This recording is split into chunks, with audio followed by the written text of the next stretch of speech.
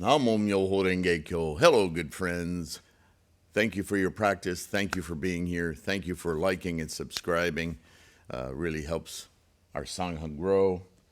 And today, if I could open the right window here, we are continuing with the Buddhism Reference, the new book that I'm currently composing, authoring, whatever. Today's term is Buddha. Lots of confusion about that term in the world. Not for us, though. We know what Buddha is, right? Let's see what I wrote in the book, see if I made any mistakes here or if I left anything out. I'm hoping you guys will let me know in the comments. So, first description, understanding of Buddha is Buddha is a mind state of awareness. Second, the experience of the engine of life. Third, the experience the contemporaneity of all phenomena from this moment and into the next. A little deeper, that moment-to-moment thing. Another way of saying the engine of life, right? All these terms, of course, are also in the book, so you can jump around. Fourth, witness the multitude of instantiations of potential without differentiation in the process of becoming or instantiating, the unity of self and environment. So there's a little bit of a word salad there, but in that last sentence, I think you get the gist of it. Self and environment are not, even though we have two words for them, really are not two things. That's a difficult one. And when you're first starting out, that sounds irreconcilable, right? But the more you dive into the components of the engine of life, the energy, the formations, the form, karma, all of these words, all identifying this one simple process, almost like rain forming in a cloud, you know? Everything's the same thing.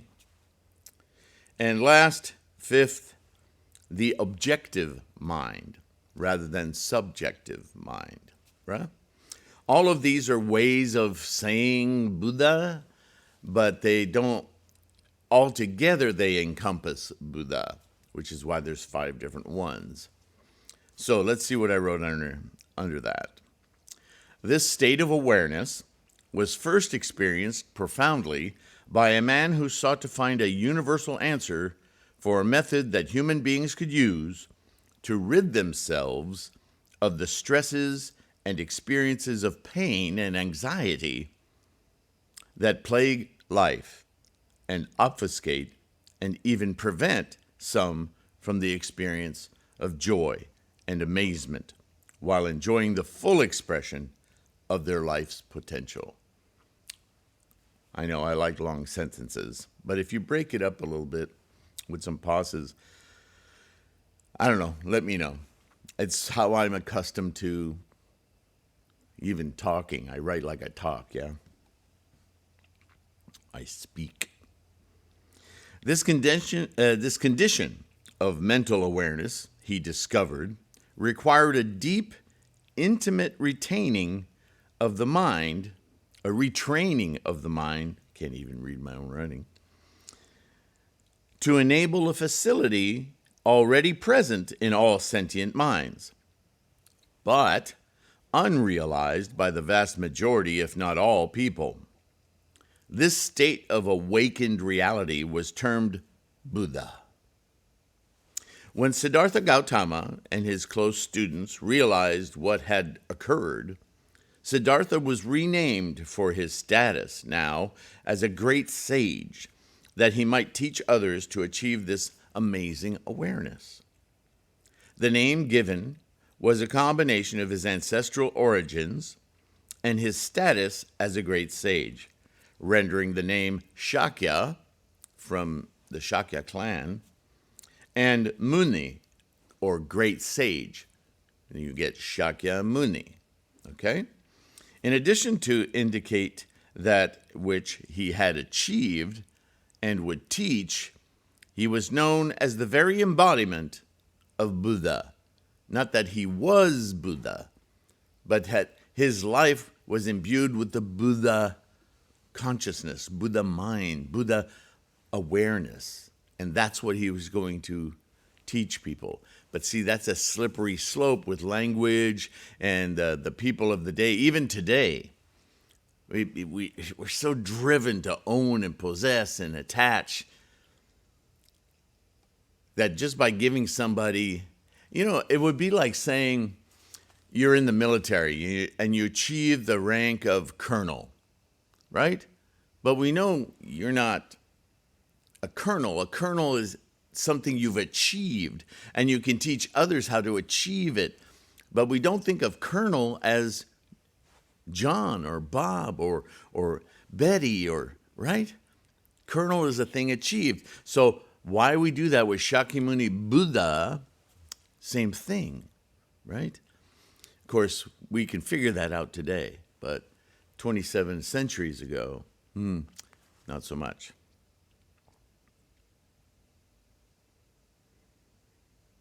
Do not make the mistake, however, of thinking that Shakyamuni as the Buddha, as is often misunderstood and propagated.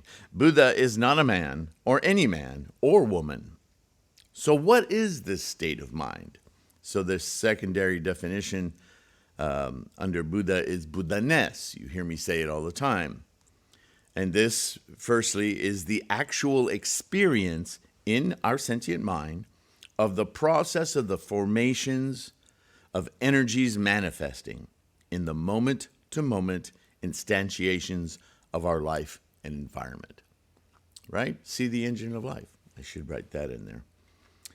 Secondly, Buddhaness occurs to our sentient mind once our attention and cognition open our capacity to witness, right, objective, perceive, and therefore experience.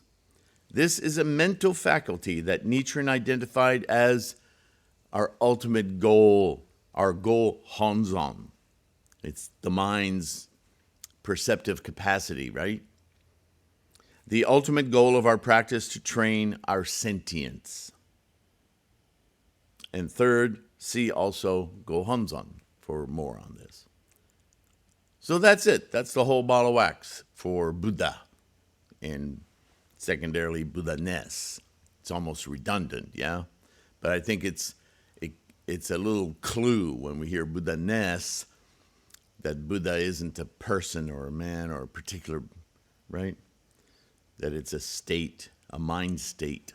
And Buddhaness is the experience, just as Buddha is the experience of that unattached reality, yeah? How everything and all phenomena are working, instantiating, moment to moment to moment. All right? So, another short video. But, these aren't meant to be really long. If you want longer descriptions or talks on these very subjects, there are hundreds and hundreds of videos on this channel. And if you go to the homepage of this channel, there's a separate search, a little magnifying glass icon next to the About. You know how there's playlists, videos, and then it says About. Right next to that little magnifying glass, that search stays within this channel. Doesn't go all over YouTube.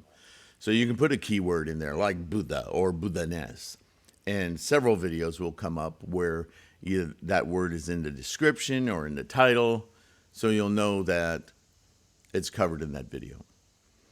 In the meantime, as I always say, please take care of your health.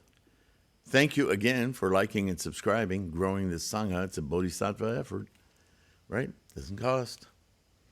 Those of you who are supporting this channel by buying ebooks on threefoldlotus.com or print books on lulu.com or patrons on patreon.com/TLK or through PayPal directly, you guys are invaluable. I can't thank you enough. You're doing Bodhisattva work, and you're helping us to expand this Sangha and make this a truly comprehensive resource for our modern practice of Shakyamuni's Lotus Sutra via our great mentor, Bodhisattva Nichiren. Yeah.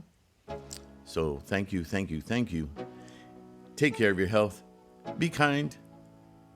And I'll see you in the next one. All right? Bye for now.